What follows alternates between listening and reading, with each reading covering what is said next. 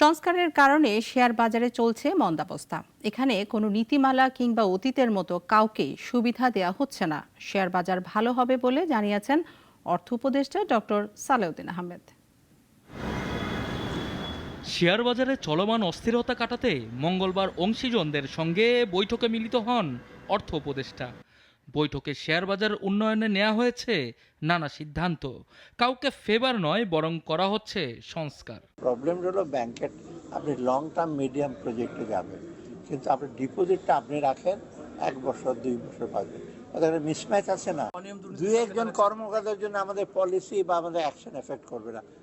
তারা যদি বাধা দেয় বা ইসে করে, সেটা আমরা ডেফিনেটলি যথেষ্ট। বাজারে ভালো শেয়ার তালিকাভুক্তির মাধ্যমে বিনিয়োগকারীদের অংশগ্রহণ বাড়াতে চায় সরকার। প্রয়োজনে আনা হবে রাষ্ট্রীয় কোম্পানি। এখানে শুধু রাষ্ট্রীয় কোম্পানি না, ভালো ভালো যে প্রাইভেট কোম্পানি আছে, কর্পোরেশন কোনো আসে না, তারা ওই ফ্যামিলি বেজ ইসে করতে চায়। আমরা তারা এনকারেজ করি, তারাও যেন আসে। শেয়ার বাজারে আস্থা ফেরাতে অংশীজনদের নিয়ে নিয়মিত বৈঠক করতে চায় ঢাকা স্টক এক্সচেঞ্জ। বড় দাগে আমাদের বাজারের কী কী চ্যালেঞ্জগুলো আছে এবং সামনের দিনে একটা ভাইব্রান্ট, ট্রান্সপারেন্ট অ্যান্ড অ্যাকাউন্টেবল পুঁজিবাজার তৈরি করার জন্যে আমাদের কি কি করতে হবে, এবং আমরা এটাও কমিট করেছি যে প্রতি মাসে আমরা এরকম মিটিং একটা করে করব।